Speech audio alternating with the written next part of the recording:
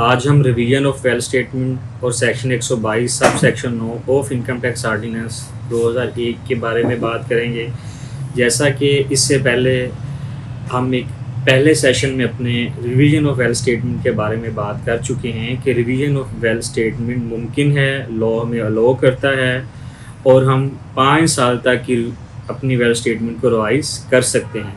मगर before of revision of wealth statement हमें competent authority को, डिपार्टमेंट को with good, effective and reasonable cause intimate करना पड़ता है कि हम किस गुड, रीज़नेबल और इफेक्टिव काज की बिना पे अपनी वेल स्टेटमेंट को रिवाइज कर रहे हैं। Section 122 sub section 9 opportunity of hearing के बारे में बात करता है कि अगर वेल स्टेटमेंट की रिवीजन से पहले कॉम्पिटेंट अथॉरिटी, डिपार्टमेंट जो कमिश्नर्स हैं उनमें से 122(9) का नोटिस इशू हो जाता है तो फिर हम वेल स्टेटमेंट को रिवाइज नहीं करेंगे।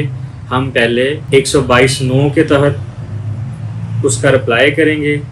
रिप्लाई में जाके हम अपनी एक्सप्लेनेशन देंगे, रीज़न देंगे। अगर authority, competent authority, commissioner, department हमें अलाउ करता है तो फिर हम अपनी वेल स्टेटमेंट को रिवाइज करेंगे।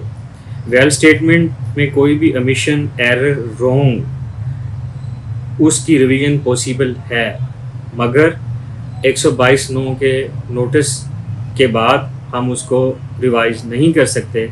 122(9) के नोटिस में हम उन तमाम एक्सप्लेनेशंस का जवाब देते हैं जो कमिश्नर की तरफ से, किसी भी टैक्स पेयर की तरफ से डिमांड किया जाता है।